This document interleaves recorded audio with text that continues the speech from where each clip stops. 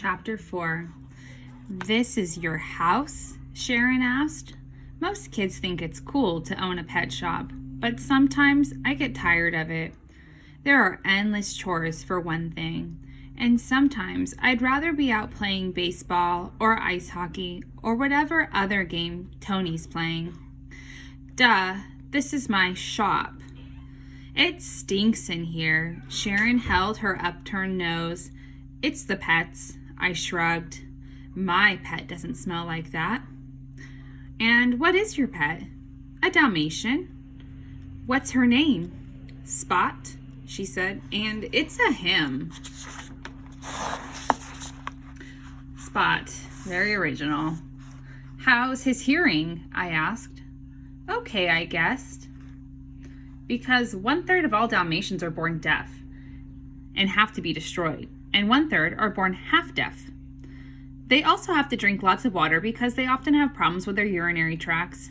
Gross. Do I need to know about this? If you own one, you do, I scolded. Whatever, she said, unimpressed with my ample knowledge. How can you stand smelling this all the time? Believe me, if you had 264 animals instead of one Dalmatian, your house would smell like this. Where are the puppies? We sold out of them for Christmas, and people usually don't buy again until spring. It's a seasonal thing. She walked slowly around the shop, her face all scrunched up like a raisin. Ew, what are those? What, the fish? It's like you can see through them. Are those their intestines? Guppies. They're pretty cool, but ordinary. Now, if you want to see something special...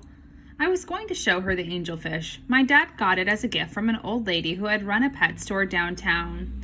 He'd helped her out a lot after her husband died, and when she went out of business, she gave him this rare angelfish, an iguana, a myna bird, and a batch of bunnies we sold last Easter.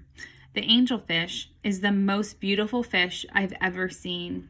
My dad would like to keep the animals, but Mom likes to point out that we could use the money. I overheard my parents talking the other night.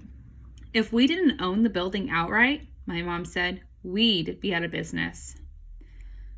Before I could show Sharon, she ran past me and stopped at the hamsters. They're dead! She sounded pretty freaked out. In a pile! They're just sleeping. They're nocturnal. They get really active at night. I know what nocturnal means. Her exclamation had roused my dad from his snooze.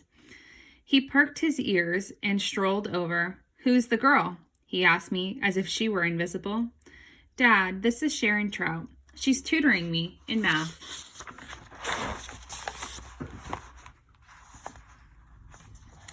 I knew a Trout once. He was a sanitary engineer. Used to play cards at the Lions Club. Any relation? My dad is a psychiatrist, she said, not a trash man. A head shrinker, eh? We'd better study now, Dad. My dad fixed his hound's eyes on Sharon. I could tell he didn't like what he saw. That real fur? Sharon touched her coat nervously. Chinchilla. You know they kill those poor little animals? First, they put them in a vise. They're wide awake, mind you, no anesthesia. He started his tirade. Both my parents are vegetarians and feel pretty strongly about how animals are treated in research and stuff like that.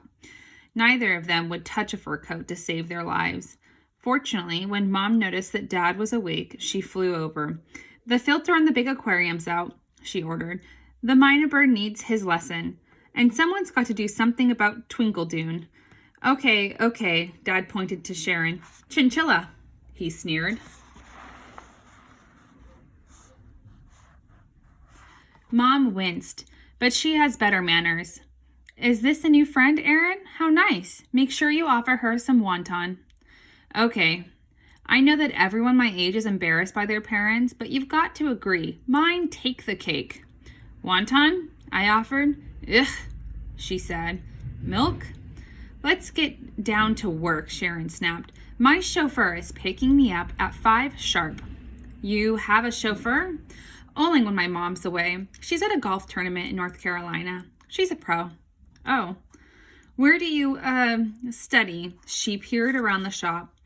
I really don't need help with my math. I just haven't been that interested lately. Right. Well, maybe a little with the fractions. Is there somewhere we can go that doesn't stink? The supply room.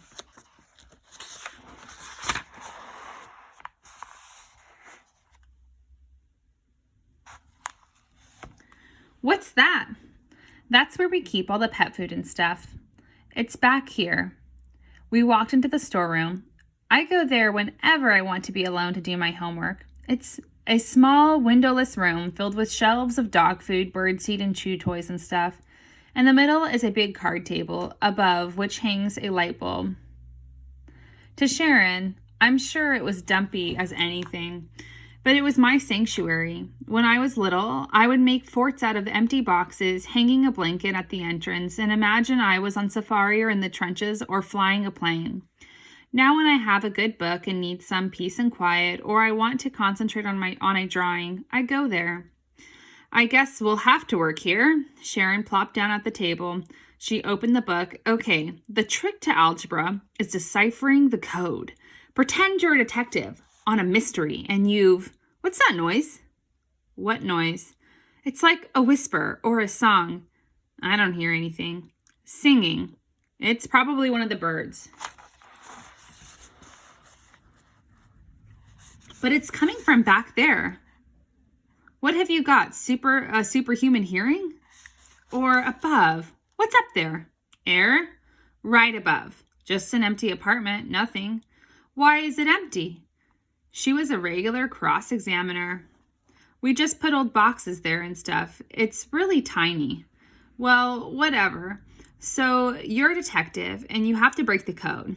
It's funny, but lately I've been hearing sounds too. Sometimes I imagine I hear voices. Other times I just hear a scratchy, skittering sound. Frankly, I think we may have rats. But I didn't want to mention that to Sharon. It was clear that she looked down on me plenty as it was. Not that I cared. No matter how complicated the problem, Sharon instructed, you have to start with the lowest common denominator. I leaned over my math homework and tried to concentrate, but my mind kept wandering off. For me, numbers are codes to a million different daydreams. Okay, here's the remainder, Sharon said, and I thought about what it would be like to be on safari. I thought about Dr. Leakey, who started an elephant preserve in Africa. Poachers will slaughter a pack of elephants and gouge out their tusks just for a few pounds of ivory. Leakey's preserve saved hundreds of elephants, and an X in this case, Sharon said, is equal to 1/8. I thought about the time that we took a vacation on the ranch in Texas. The lady who ran it taught me how to ride a horse and how to make a big lasso out of rope and swing it over a pole. The lady said I was a natural cowboy. That's what I want, to work with animals, but outdoors, maybe in some strange country. An X in this one. Then my thoughts shifted to Bertha. For some reason, she must have been a kid once and had parents. She must have studied math. Are you paying attention? Sharon socked me on the arm. My elbow went right out from under me. Huh? What did I just say? X equals 1/4? Mrs. Felty was being kind when she said that you use one side of your brain. I don't think you're using any brain at all. I considered asking Sharon where she went to charm school or why her braces look like the barbed wire at the high security prison. But I was saved from being rude by my mom. She tapped on the door and peered in. Aaron, I'm sorry to interrupt. Did you sell a mouse? No. You're sure? Because I'm definitely missing a mouse. Which one? I think it's Ronald Reagan. Either that or Salome. I can't tell them apart. Salome has a gray streak in his chest, and that's how you tell them apart. You didn't sell one? No, I'd remember if I did. At least a week and last week, 2 of the goldfish disappeared. They probably died, Sharon piped up.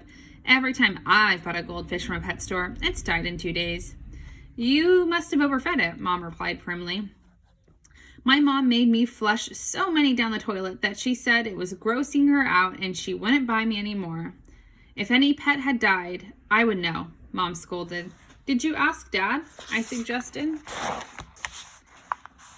Yes, and he said that he didn't sell anything but some cat food. I heard that mice will eat their offspring when they're born, Sharon offered. She's one of those kids who has something to say about everything, a real authority. My mice do not eat each other, Mom replied indignantly. Could someone have stolen him? Why would someone steal a mouse? Sharon seemed to have no clue how much she was irritating my mom. Well, Mom absently wiped a crumb off the table. If you liked mice, or to feed a snake, I finished her sentence. Sharon Trout crinkled up her nose. Yuck! Animals disappearing, Mom said. What is the world coming to?